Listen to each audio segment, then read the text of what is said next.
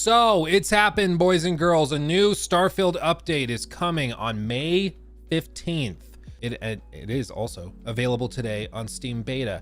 Guess who got the Steam Beta? Anyway, what they say is improved surface maps, inventory navigation tabs, new gameplay options in the settings menu, ship decoration mode for interior of ships, change traits and appearance after entering the Unity, dialogue camera toggle in the settings, display settings for Xbox Series X to prioritize visuals or performance. Interesting. So what this looks like specifically, you can see in graphical options or gameplay options, they have all sorts of like cargo access, distances. These things all alter XP payouts. So you can make the game easier, I guess, or more streamlined, but you'll pay out through XP counts, which whatever. I think that's a fine way to try and balance it. It's not like a PvP or co-op game or anything, so I don't think balance with XP is that important, but whatever. Mods were already doing this type of thing, so it's cool to see it officially supported. The full patch notes you can see here if we pull this up. They have the big picture of a map of the city. And if we try to find that, they don't have it fully listed, but this is allegedly what the map looks like for cities, which is better. But even this, aren't there like, I think there's 3 load screens or loading zones between these? Like this is one, and this is one. It's been a minute, but I think there's still 3 separate sections. So I'm not sure how useful this bigger map is, but we'll see. We'll hop in there and try it. Yeah, you can customize stuff. We've heard your feedback and we've made some big improvements to surface maps. So you'll always know just where to go and no longer get lost, quote unquote, get lost on the way to your parents' place. And they weren't buying that excuse anywhere. Anyway, you should really go visit them. I visited them once, they had some dialogue, and then I visited them a second time and they just stood there. There was no extra dialogue. Again, maybe it was a bug, but they just stood there. I went to the trouble of flying all the way back, traveling to their apartment, walking in just to visit them, and they just stood there. And I think one of them didn't even spawn in. They were off doing something else, I guess. It was really underwhelming. I was like, oh. But in addition to just the raw notes, which, let's be honest, notes are kind of, I don't know, they're just kind of boring. They posted a video. Let's see what they showcase in the video. May update. Hi, I'm Jess Finster, Community Director at Bethesda. Hi, I'm Jess. here today at Bethesda Game Studios to talk to you all about the next update coming to Starfield. The team has been hard at work, so let's go chat with them to see what they've been working on. Can we also just appreciate how beautiful the office is? We just on Friday watched the videos of like Fallout, or the making of Fallout 3 when they were in their old offices. And if you watch the making of Skyrim, they're in like a slightly altered office. Then Fallout 4 interviews and stuff, they're in a separate place. I don't know how often they've moved, or maybe this is the same building, just totally revamped or something. But this new place, they've got it kitted out. They got that ZeniMax acquisition money, baby. They put it to good use. Look, they even have a big old gear. Big old gear. That's expensive. See what they've been working on. That's Gucci right there. So with Update 4 on the horizon, what are some of the new features that players have to look forward to? So we've seen a lot of feedback online that players really want a lot more utility and detail in our surface maps. So we took what's there, we blew it all up, and instead now we have a whole new aesthetic to the surface maps where you can see the terrain, all the much better. Good God Almighty. Thank God, Howard.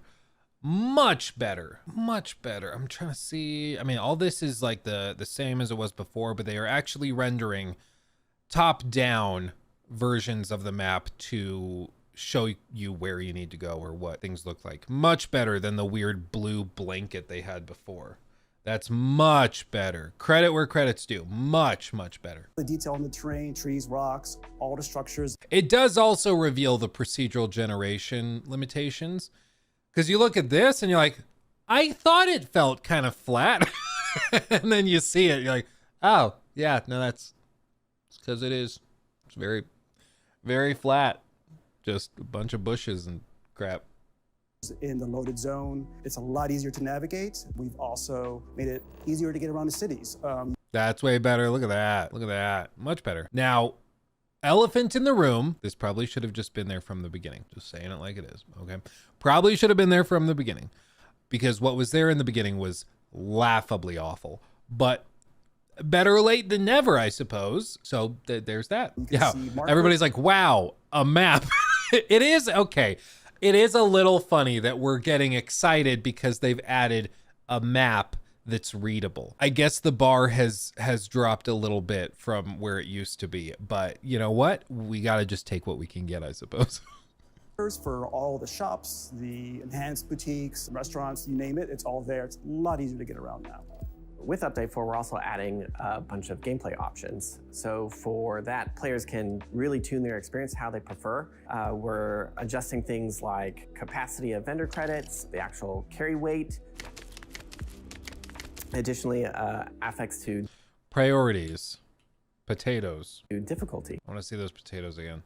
This is, I mean, like I mentioned in that video we did, one of the core reasons why, according to the game devs I interviewed, like the main reason why Starfield and the creation engine in general can't have just seamless exploration is because of the physics sim that they do with every object in the game world. It's one of the real strengths of the creation engine, because very few other game engines do this, but part of the reason very few other game engines have realistic simulation of physics for everything is because it doesn't really matter for most open world adventure games. You know, like if you're playing The Witcher 3, I've never played that game and been like, man, I wish I could put hundreds of potatoes on the floor and watch them realistically spread about. Nobody really thinks that because it's not really a priority for the devs. It doesn't really affect the gameplay loop or anything. It is a thing that the creation engine can do that very few other engines can do. But as a result, apparently, according to the devs I spoke to, they don't have a means of real-time physics sim culling.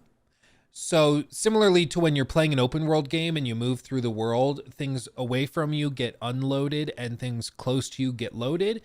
With games that have heavy physics simulation, you need to be able to unload physics objects and then load them back in when you reapproach them, all without doing the standard thing you see in some games where everything spawns like 6 inches above where it actually was last set, and then you load into the zone and they fall back down. That's how they like store it, so things don't clip into the ground or have problems. But the creation engine apparently doesn't really have a real-time culling system for physics objects.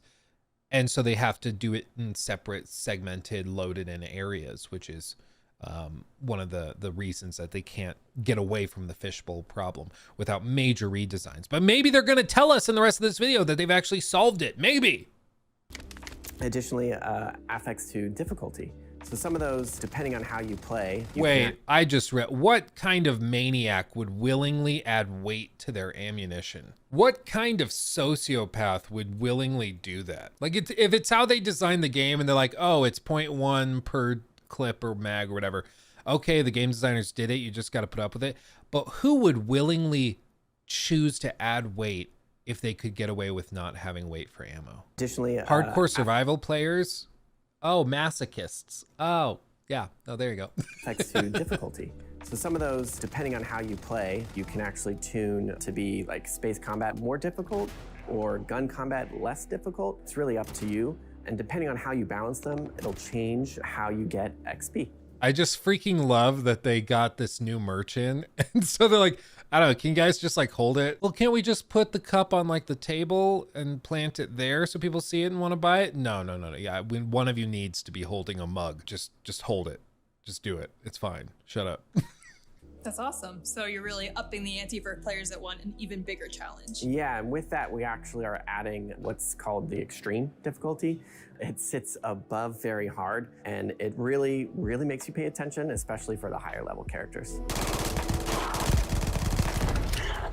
How about ship customization. I know players are really capitalizing on all of the ship content in the game, and we've seen some really crazy stuff out there that I'm sure you guys have seen as well. But are you adding anything more to the ship customization? Yeah, so people love to customize their ships. Like some of the builds out there are just mind-blowing. Some beautiful, beautiful stuff. So now we're turning our attention to the inside of the ships. So we're adding a decorate mode where you can go and fully furnish and customize the interior layout of the ships, place the furniture, decorations, basically everything you can do in outpost mode, we can now do in the ship, and it's saved, and you can do that to your entire fleet. In addition to decorate. Calling it now, I think the Elder Scrolls 6 will have actual like ship customization similar to this, because every time BGS adds a feature for something, they try to find ways to put it into the next game as a new feature, upgraded feature. It's pretty rare for them to develop a new system and then scrap it.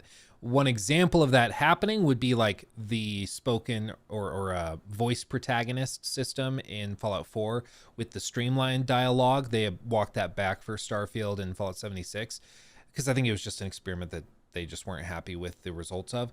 But everything else they try to bring to future games. And I think they're going to be bringing this to the Elder Scrolls 6, where like you'll be able to get a ship, customize it out, do all that, get a crew that mans it for you. I would put a good chunk of change on that happening. I still think it's going to be like Starfield, where you're going to have to load into the ship and you can't like sail it openly like across the map. I think you're probably going to have to like hop in it, fast travel to different locations. But I would expect them to do something with ship customization, which will be cool. I mean, ship customization in Starfield, I think, is one of the best parts of it. It's super, super well done. I love it. Decorate mode, we're also offering a whole new set of empty habs. So basically, instead of pre-cluttered habs in the ship builder, we'll have a new set where there's no furniture, there's no decoration, nothing. Finally. It's a total blank slate, so our players can just kind of fill it up with their own stuff. That's amazing. That was a weird They'll oversight really at get to launch, for sure. emulate whatever their personality showcase is outside on the inside. Then. Yeah, exactly. Yeah, show me your inside. New Game Plus. Is there anything being added to this update that helps the players after they've completed the campaign to return to the game? No, the end. No, maybe. What are they going to do? New Game Plus? Yeah, so if you're like me, New Game and Plus you Plus? find the more you go through the Unity, the more you become the hunter. The one thing I want to do is be able to respec my traits. So we're adding that. So in case you're getting tired of Wanted or want to change your alien DNA, and you really want that new dream home experience, you get to choose that when going through the Unity. In addition, you'll be able to rechange your appearance. Really living that next second life, huh? Exactly. Awesome. Is there anything else that you guys want to share about this update that players have to look forward to? I mean, you've already shared a lot as it is. But... We're focusing now on our Xbox Series X players with this update. We're giving them some settings where they can help prioritize between performance or visual. If they choose to prioritize performance, the target FPS will move to 60. And for players that have TVs that support VRR, they'll be able to choose between VRR 40 or VRR 60. In addition to the new features we just talked about, there are a couple of quality of life. And to be clear, I think that is a W. VRR, I think, is probably going to become more mainstream. Newer displays, almost, it's very common that they support it, honestly. So I think that VRR is going to be more of a selling point for a lot of games. Because frankly, variable refresh rate is much more comfortable than like locked 30 or something that fluctuates a lot, or unlocked 30 that fluctuates a lot. It's just better to have a display that can adapt and showcase the frames. Unfortunately, there are still a lot of problems with the VRR stuff, specifically with like flickering and metadata presentation with things like Dolby, what is it? Dolby Digital, Dolby Vision. No, I think it's Dolby Vision. When the metadata for individual scenes are encoded in the metadata of the videos and stuff, if you're presenting footage that way. So it's not like totally solved. There's still a lot of problems with some displays, but it's much better than it was when I was selling TVs. I'll tell you what, it's a hell of a lot better. Life updates that we're introducing. One of them is you can now toggle dialogue cameras off. So instead of getting that sort of focus zoom in on whatever NPC you're talking to, it just stays in normal default camera mode. It's a little more immersive that way. Some players may prefer that. Love it. In addition to that, we're making... Instead of the weird like hostage camera. I didn't think that I would, I didn't think that I would prefer that, but It's a little seeing more this, immersive that way. So whatever NPC I think I might actually prefer, like, it's honestly, it comes off as more like an MMO type of dialogue. I still prefer like the cinematic camera thing they did in Fallout 4 years and years ago. But this is, I think, I don't know. I don't know if I like this more or not. But at least it's a thing. At least it's there. you're talking to, it just stays in normal default camera mode. It's a little more immersive that way. Some players may prefer that. Love it. In addition to that, we're making the container and barter menus a bit more usable. We've added some tabs along the top, so it's easier to sort of see what container or what inventory you're looking at, whether it's yourself or your ship. And it's just easier to navigate. Basically, inventory and item management, it's a small thing, but it actually, I think, makes it a lot nicer. So Tim, we just talked to Joe and Isfan a little bit about Update 4 and what's coming, but is there anything else that you want to talk about that's down the horizon? So the team is working on our first land vehicle, so you can drive around on planets. Oh, did you see that frame rate? I know it's in development, but goddamn. Team is working on our first land vehicle. So they are actually doing it. They say they're working on their first land vehicle, which implies there might be a second, but it's a thing they are working on. So it looks like a little dune buggy, basically, to drive around planet surfaces. That is much needed. It has a boost, and what I would just kill to know is how fast it's actually going.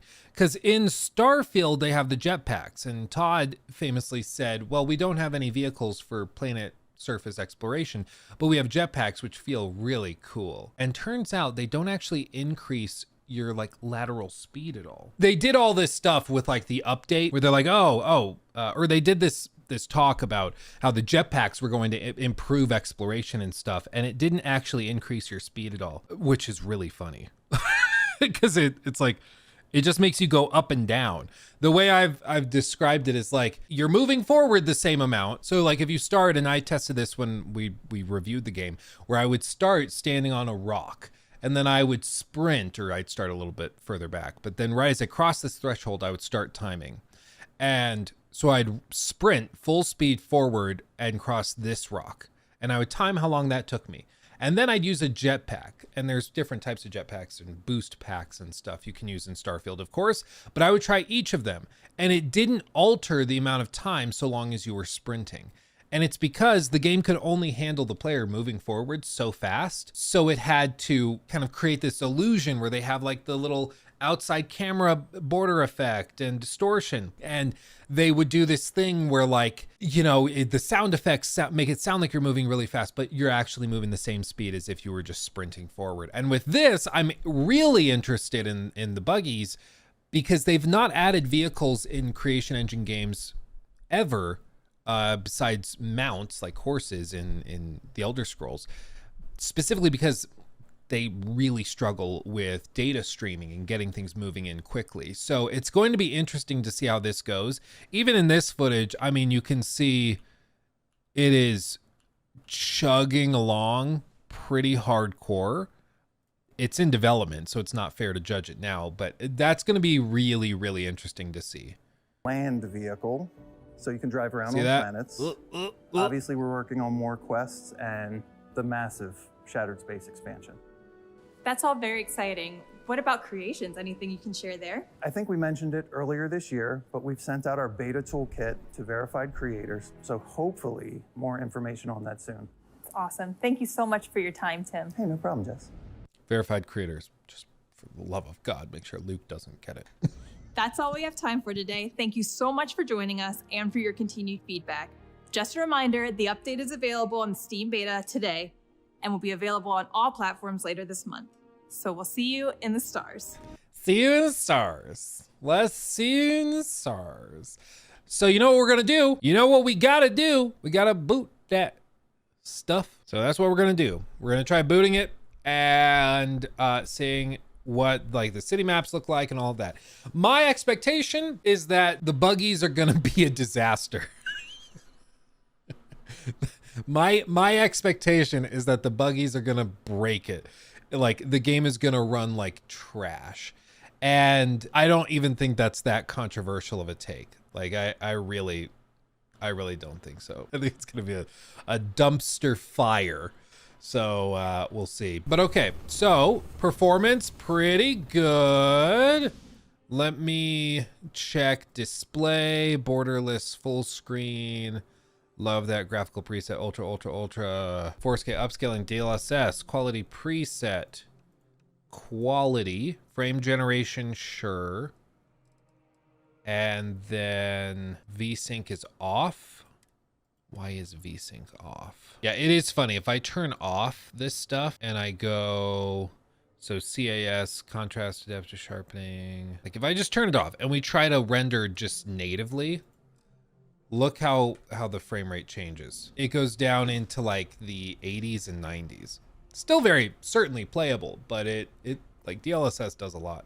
So what I want to do, I want to try going to a city. So let's see what the city maps are actually like in a place like Neon. Okay, so if we pull up map, surface map, G, look at that. There's an actual map of the surface. 10 out of 10 IGN. Todd, you've done it again. There's an actual map. Say it ain't so. Enhance! That's much better. A map. They did the thing. They did the thing. What about a random, just a random planet? Let's go to just a random system, like over here. And let's pick Linnaeus. Okay, let's go set course, jump. And we'll travel there. Gotta love them load screens. And then we pull up another screen. We click here and then another load screen. And we load in. And then we've landed.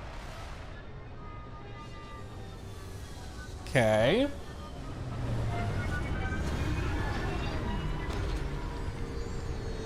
There we go, we've landed. Now we're gonna exit the ship and have another load screen. And here we are. And now, let's check the surface map. Look at that. An actual, it's a little clunky to move around. I'll be honest. It doesn't like click and grab it. It just kind of rotates based on whether you move the mouse up or down or left or right. And so if you're trying to drag it, it doesn't work quite right, but it's not the end of the world. Let's go there. Mark this and try running over there. So, the maps are much better. Honestly, I think the maps make, like I mentioned in the first thing, it makes the planet's surface look much, much flatter than it probably actually is to the player. But it just goes to show you, like, this is the bird's eye view of these fish bowls. Like, this is the amount of space that it's calculating and rendering. I want to know, actually, if I run all the way over there, is that the invisible wall, or can I actually go beyond it? Or are they just showing you this is the fishbowl it generated? But I mean, already, this is so much better. I wonder, honestly, a lot of the time, I wonder if there are, like, if there were certain things that they like intentionally left really vague and obscure just to cover up some of these shortcomings, like the fact that there's no maps on planet surfaces at launch. I thought maybe that was because they wanted, like, to maybe cover up how not massive the world was, and so this was just a good way of doing that. But even then, I'm not really sure, because this definitely makes it feel much less impressive. You know, like this makes it feel much less amazing. I guess let's just run off and try to find it. My tag is not actually showing on the screen when I do this, which is a little weird.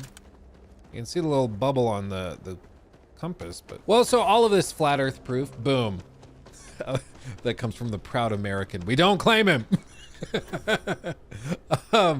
Actually, funnily enough, I discovered, because I went through like a flat earth cringe watching phase for a little bit, and you know, I just watched all the cringe compilations of flat earthers, and it was very entertaining. But one of the things I saw about that, there's a shocking number of flat earthers in the UK, way more than I would have personally expected. Don't get me wrong, there's a lot in the US too, but there's a lot in the UK as well. So it's not just us and our lead paint babies. You guys are also part of the problem. But here's the deal with Starfield is like, these are quality of life improvements in the purest form. So they make the game technically better. And I don't mean that like, well, I guess if you're really, really boiling it down, it's technically better. That is also true. But on a mechanical level, this is better than it was before. Currently, you can only experience this if you enable Steam Beta. But if you do that, you can try this out yourself today as well. So it is technically speaking better and mechanically better than it was. But does that change the core problems people had with Starfield? Honestly, probably not. It just alleviates some of the clunk and a little bit of the frustrations people had while playing. Because there were so many times where Starfield felt like it was fighting you on having fun with it. Like I want to play and have a good time, but there's just constant load screens, and then doing anything and going anywhere is just 5 minutes of walking. Like right now, if I choose, like, the maps help because the maps at least will show you exactly what's on a landing site before you go there. But even with this, it's like you choose you want to run there. Okay, it's 5 minutes to walk there from your ship. Or you want to go over there. Cool, it's going to be another 5 minutes, or maybe even more if you're going from this point of interest all the way over, which is why dune buggies will help a lot.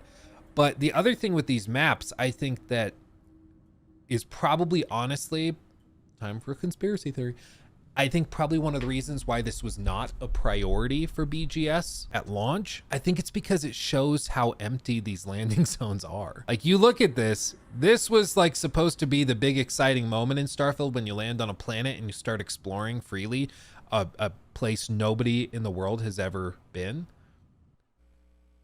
Oh no.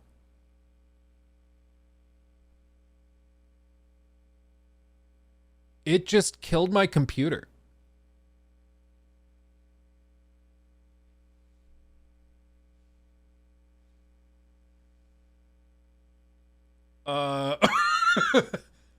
Thank God I have a streaming PC separate. We've angered him. We've angered him greatly. We'll let you rest now. Okay. Well, that's something else. I'm not memeing here. I'll rotate the camera. Okay. Look at this. Okay. Power button.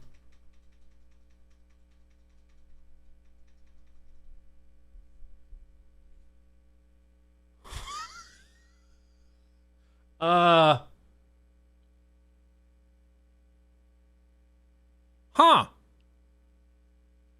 That's new.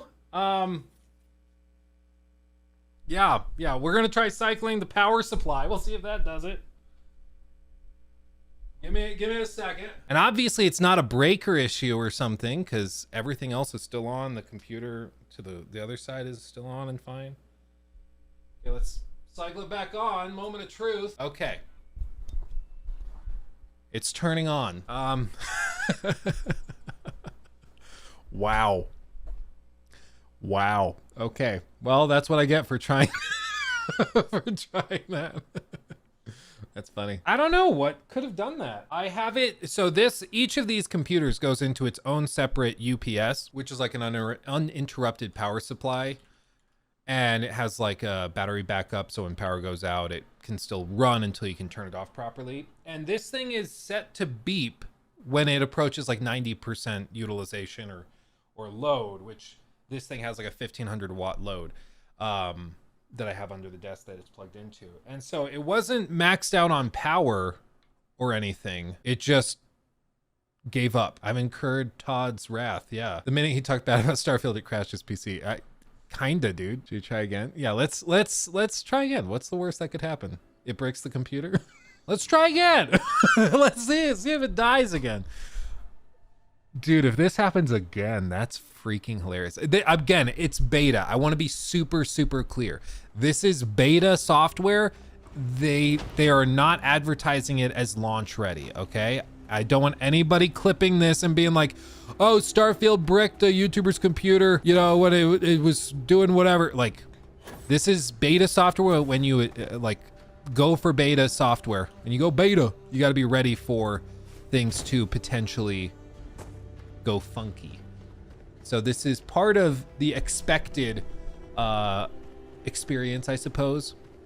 It is funny that, oh yeah, clip it with this disclosure, obviously. Like, it's just really funny that it killed the computer. It's funny that like normal beta software, you're just like, oh, I ran into some performance issues and bugs. With BGS beta software, it's like, it might break your $5,000 computer. But I think we're fine. I just am really curious what caused it to trip, because I'm looking at the stats now. Temps are fine. It's not like anything overheated. Yeah, we're at 72C on the GPU, 65C on the CPU. GPU's under pretty much max load, which is good. That's what you want. So I'm not seeing anything. Temp didn't exceed like low 80s on the GPU. Yeah, which should be well within the normal operating temps. And this is that Zotac Gaming 4090. So this is the big boy with the massive cooler. But we'll keep running and see if we can replicate it. Dude, how funny of a troll would it be if anytime you got close to the barrier of the fishbowl, it just bricks your computer? It's the ultimate palm, like, wrist slap where you're just like, no, don't go over there. Stop it. Your RAM usage was at 30 gigabytes being used the second it crashed last time. Was it increasing, like the RAM usage increasing, or was it pretty much the same from the start?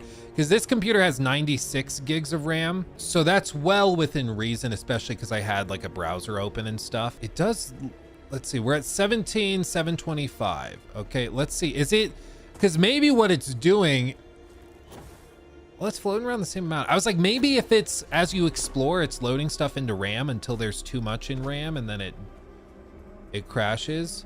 But we're still at 17,700 roughly, so it's not increasing from what I can tell. What are you trying to do? Yeah, I'm just trying to run and see if this also is going to cause the CPU or the computer to shut down again.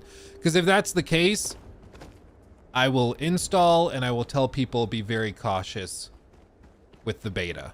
Like, curiosity's fine, and curiosity may have killed the cat, but it might also kill your computer. So normally Steam betas are you know, a little clunky, but they're not potentially dangerous to your computer. But if this is something we can replicate, then we can pretty confidently say you should not be trying the beta on PC.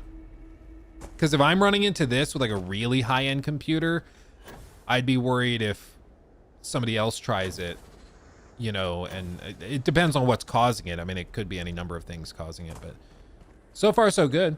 Sean. Sup biznatches? Yeah, sup biznatches. We need to clip that audio. Don't diss my game, Toddler Howard AD 2024. True dat. True dat.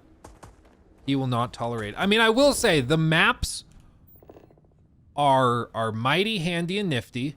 I do really like having these. Yeah, it looks like it is actually moving as you rotate. So I don't think this is actually the barrier. But I do think that part of the reason they did not prioritize doing this was specifically because it shows you just kind of how empty a lot of this is. Shondera donated 10 Whereas before it's kind of covered up, you know? Super chat. Sup biznatches, don't diss my game, Toddler Howard A. D 2024.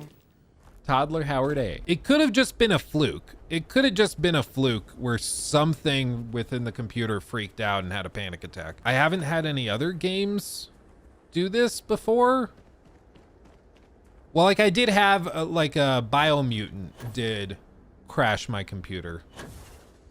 So there was that, but like even this, look how long it's taken us to run to this point of interest. Like they need buggies soon, man. Like actual city maps and planet surface maps are great, but it doesn't actually change this, which is most people's problem with Starfield, is that you're just kind of running endlessly through empty maps off into the distance. Luke, your temperatures are hotter than the crash. So the temps right now, 74 or 75 on the GPU versus 70 on the CPU, are hotter than they were when the game crashed. It's like it would be one thing if temps are just out of control, then it's potentially just something wrong with the cooler on the GPU, because the like GPU or the CPU should be throttling before they fully crash. Even then, I would expect to see that in other games, but still, like at least then it's more of a hardware issue than a software issue. But really, really odd. Really, really odd. I mean, so far everything seems to be running just fine. I kind of want to go to New Atlantis, see what the maps look like there. So here we are in the magical city of New Atlantis. Okay, as you can see, we can pull up the map and it actually has a map now. Wow, wow, wee wah. Wow, wow, wee wah. King in the castle, king in the castle. I always knew vehicles were possible. Even New Vegas using Gamebryo modders made a car. Oh, maybe. Oh yeah. Yes, very buggy and clunky, but it worked. Bethesda's way more talented than modders. Finally, they did it. I mean, they said they are actively working on it. I would guess that probably is a bit of a mess when it eventually launches, but I'd love to be proven wrong. Despite the flaws, my son and I have been enjoying the game quite a bit. Look forward to some of these fixes, though having things it needed at launch. Yeah, I mean, they've said, I think that they have like a multi-year roadmap for this. Like their goal is to keep this getting updates and improving constantly. So they're not trying to walk away from it. I do think that the pace of updates has been abnormally slow, but at least they're doing stuff. You know, it's not going to be one of those situations where they put the game out and then they abandon it. Like they're not doing that, which is good. You know, that's good. I think it's been, unfortunately, kind of the tale of Xbox so far, that they have games that launch that people are not that thrilled with, and then they try to work very hard to get them to where people want them to be. And it's like, I'm glad you did that. The game still should have been this good or should have had these things at launch, but better late than never, I guess, technically. I just wonder what it's going to take to start getting these things at launch. Starfield versus Skull and Bones. Oh, Starfield. Like Starfield. My review of Starfield was that I thought for the first like 20 hours, I do think in a lot of ways it was the most impressed I've been with a Bethesda game in a very, very long time. Maybe even ever, because I really was not expecting a whole lot. But Starfield was the most polished Bethesda game ever. Still not saying much, but it was the most polished. And it had a ton of stuff going on. And I was like, you know what? Honestly, they might have done it. But after I got past that threshold and I started going and freely exploring instead of just doing like the Crimson Fleet quest lines and stuff, once I started actually just exploring, which was kind of the main point of this game, I was like, oh God, there's a lot of decisions here that just don't make sense and don't work. And I think a lot of other people had similar experiences where they tried the game and just the further in they got, the less enthused they were. I forgot I have the Adoring fan with me. I'm gonna go up there. I don't remember exploring this place, but maybe I did.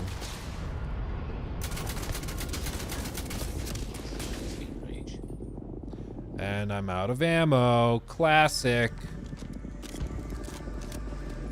Classic Starfield. No, it's classic Luke is what it is. I'm just gonna try to climb up there myself. You can't control me. I'm a man of determination. Maybe I can get to that ledge. I just want to get to the top of this. That's all I want. It's all I've ever wanted. That's a big ass rock, boy. You're damn right it is. Who do you think you're dealing with? Ooh, I bet I can hop on that. Yeah, buddy. Oh, easy clap. Easy clap. Oh my God. Less easy clap. Get up. Okay. Oh my God. Okay, easy clap. Almost there. Ooh. And we made it. Booyakasha. Easy money.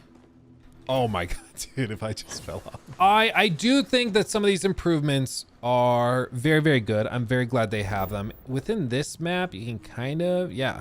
It basically looks like what's happening is when you load into the map, whether it's procedural or if it's kind of prearranged like this, it does seem like they are, in that instance, rendering sort of a simplified top-down version that's much, much smaller in size. But then they can use that to let you navigate as like a little model that's probably loaded in under the player at all times. So when you open the map, it just presents that to you and you can look at it. It's just a full version of the map, which is so much better than the blue thing they had before. Like so much better. It's not even close. So this is a huge, okay, maybe not huge, but this is a W. This is a W, and it seems to be working well. And other than that one crash we just had, it seems to be running pretty well. And honestly, at this point, I'm not sure if that crash was hardware or software related. We could dig into like the Windows logs and try to find out. The fact that we had to cycle the power supply makes me think it probably was something more like power related. Like something was just pulling too much juice for whatever reason, which could be any number of things. Okay, well, I don't know, guys. What do you think of this? What do you think of this update? What you feeling? What you feeling? For me, I'm looking at it and I think it's good to have. I don't think any of this really changes much because again, most of the problems people had with Starfield were related to like exploration and how long it takes to get between points of interest and all that. And even now, like, yes, we do have a map that's easier to gauge, but like say we want to go over here because we see the ship, and so we're like, okay, that's the closest point of interest, let's run over there. If we time it just now, I'm gonna do a little stopwatch. Okay, running that way, sprinting and jumping, just getting to the next point of interest is going to take a couple minutes at least of running.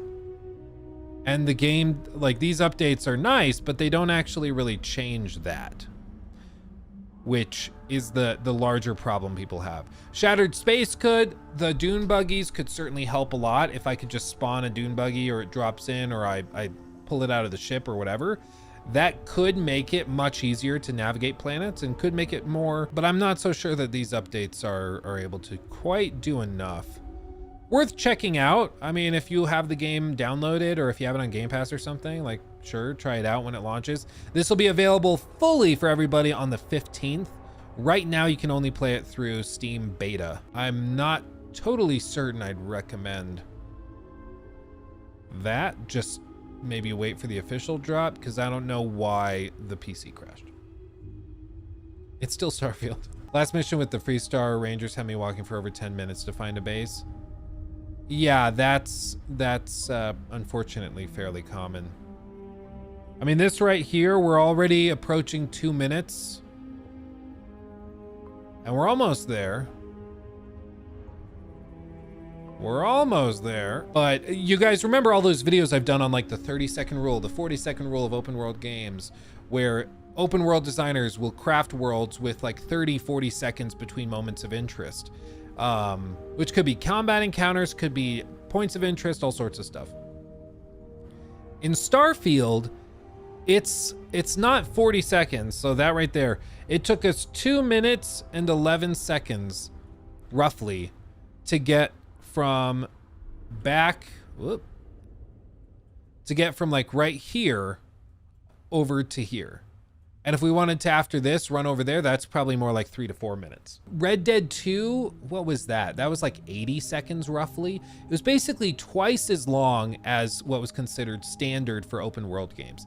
And that was a lot. And honestly, a lot of people found Red Dead 2's exploration to be a little bit boring because there was so much time in between points of interest. Starfield takes Red Dead 2's time and like quadruples it to get its average when you're just exploring. And I think it's just, there's too much time between points of interest. And so people kind of check out mentally and they just like, okay, well, it's just, I gotta run to another place. Like that auto sprint, auto run keybind, I forget what I routed it to. It's like X, Z, nope, not Z. All the sound effects are still broken. T maybe, no. Tilde maybe? No, that's commands. Q, no. Okay, I don't know what I routed it to. But that auto run button where you press the button and it just keeps running in one direction, that was a godsend for me when I was playing this game a lot. Because otherwise you're just sitting here with your finger on W and like you start scrolling TikTok, you start looking at other stuff because it's just the same thing over and over again. Yeah, your video on the 45-second rule or whatever it is perfectly explains why this game is so boring. Yeah, well, and it's just it's a rule that Bethesda themselves have followed before. Like Fallout 4 employs it wonderfully. Skyrim employs it wonderfully. Even Fallout 76 to a certain extent, it's much longer. It's probably closer to like 90 seconds, but they still try to evenly pace out things at a pretty steady pace for you to be interested in. Starfield just totally misses it. And that doesn't even factor in, like, if I'm exploring this, then I'm like, yeah, you know what? After a minute of running, I'm kind of bored. I want to go to a different planet. And I back out and I select Voss. And I'm like, I want to go land over here. Oh, I've got to set the course. Okay, I've got to travel. Load screen. And then I get to the planet surface. And I'm like, okay, I want to go down to the planet surface, land. Another load screen. And then after this, there's going to be another load screen to get onto the planet surface. This looks almost just like that other place we were just at earlier.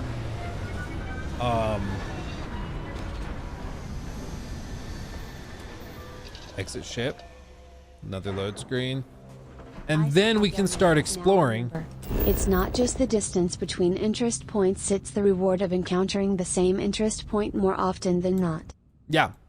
No, and that's the other piece, is that assuming that each encounter, each place you would go to was unique, this still would be problematic because there's so much time between events. But Starfield repeats and reuses a lot of it.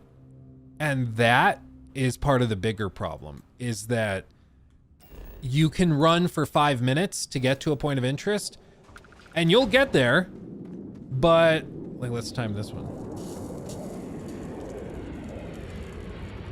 You'll get there, but it might be the same mining encampment that you've been to 5 other times. And then you're like, okay, well, it's just like, in some cases, it's the exact same loot, just copy and pasted, you know? And that's why I think for the first 15, 20 hours, you can have a good time with Starfield because you'll put up with the longer walk times and stuff because it's so pretty and it's so exciting to be playing a new Bethesda game and all that. But after you've seen these things multiple times, your tolerance for it gets used up real quick. Just running. Our gun sounds working now. Yeah. Just had to load. Yeah. Now it's working. The problem that makes it exponentially worse is that you have to you have that travel time and risk seeing the exact same outpost you already saw done the same magazine in the same place. Yeah, no, exactly. And I think that's when the illusion broke for most people. Because like, I'm sure most of you who have played this, like you can probably remember about the point where you were just kind of fed up. And for me, it was when I had a particularly long run to a point of interest while I was exploring, and I got there and it was the same exact place I had just been at on a different planet, maybe 15 minutes before, but just copy and pasted here, named something else. I thought I was going crazy at first because I thought I had just reloaded or something into the same planet I was before, but I was working on the review. And so I looked back through my footage that I'd been recording, because I record every second that I play for reviews. And I looked back through it and I was on a different planet, but the point of interest was just plopped down in the, like, exactly the same way. And I was like, okay, yeah, no, right there. I'm just, at that point, I'm out. Like it's just, the illusion's broken. I know that I'm just playing something that is designed around giving me volume and quantity over necessarily the quality, you know? Remember, Todd's been dreaming about this game for years. Yeah, I mean, I think Todd had a vision of what this could have been. And if you like daydream about a game like Starfield, if you read the pitch, or if you hear the elevator pitch for it, a massive space opera, basically, with NASA punk art styles and aesthetics that has 1,000 planets for you to explore freely, and you can craft and customize your own ship, and you can role play as a space pirate or help the kind of galactic police force or whatever you want to do. That sounds really epic and cool. And that's the same kind of premise of what like Star Citizen is trying to do. And, you know, all of that is still an interesting concept that I think players would connect to. And I think the fact that people were so excited and hyped for this because they liked the idea of Starfield. But then they see the delivery and it's like, okay. Because it just goes to show you again, with a lot of games, it's not necessarily just about the idea or the concept. It's about the execution. And if the execution's poor, you can take a good idea and it's just a lame game. But if you have a pretty good idea and really good execution, that can make up for all of it. You know, like this right here, we're approaching, yeah, we're just over 4 minutes of running towards this point of interest. And at this point, I'd probably be like, am I even going in the right direction? I pull it up. Oh yeah, I am. I'm only about halfway there, but this is part of the vastness of space. And this is why, like, there's a balancing act with all of these games between realism and fun. Because what's realistic is that you would go to a random planet surface like this and there would be nothing here. That's realistic, is that space is just big and empty. But is that fun? No, not really. I mean, going to a random planet, walking around on it, and it's just totally desolate, it's not necessarily very fun. However, that's why, as a video game designer, you have to try and find the spots where it's not fun and gamify those sections. And I think it's just like one of the ways they could have gamified this is to let you fly your ship on the planet's surface, or to give you rovers or something like that to help you navigate. That could make it better, because then traversal across the planet that's big and empty is fun. And so you can kind of look past the shortcomings of the fact that the world's more empty, or it's more realistic because it's more empty. But for technological reasons, they couldn't just fully open it up and let you do whatever you wanted and fly around the surface or whatever. So instead you have to run around on foot, and running this distance on foot feels way worse than anything else. Like, real quick, can somebody Google while I do this? Can somebody Google how long it takes you to run from one end of the Fallout 4 map to the other end? Can somebody Google that? I used to know off the top of my head what it was, because somebody did it. Somebody just sat down and ran from one side of the map to the other. How long does it take you? Because I don't think it's that long compared to this. 10 to 11 minutes. 11 minutes, says Chris. 10 to 11 minutes. 11 minutes, 11 minutes. Thank you guys for looking it up. So about 11 minutes, 16 minutes. I mean, okay, we'll say 11 to 16 minutes. Call it in the middle. You take your time. 12 minutes. It has taken us, we're at 7 minutes now, to get to this one point of interest. And just think of all the stuff you would have crossed in Fallout 4 while you ran across the map in this amount of time. you would have encountered all sorts of monsters, raiders, you would have come across points of interest, locations, all sorts of stuff. But in Starfield, we just ran for 7 minutes, 7.5 minutes, right there on the nose. And we saw nothing but rocks until we just appeared here. And when we got here, it's a civilian outpost. So we're not even going to get like a combat encounter or anything here. We might be able to talk to somebody. No, it's just a homesteader. It's not even like a unique encounter or shopkeeper or anything. And now, if I were like, well, where's another point of interest? Because that one's pretty lame. After 7 minutes of running, I could look around. And like you can see, I've got my ship over here. But I'm like, well, I could go look over here. There's some plants in a cave maybe. That's probably another like 4 or 5 minute run. Other than that, there's not much. So you probably just fast travel back to your ship and move on. So you like the game just wasted 7-8 minutes of your life. So the maps are great, but I think Starfield's still Starfield and nothing really ultimately changes, which is why I'm hopeful for the Shattered Space DLC, because they could actually, I think, really impress a lot of people with that. That could be super, super cool. We'll just have to see with that, because they confirmed that's coming this fall. So we should be seeing it hopefully soon. He took my thing.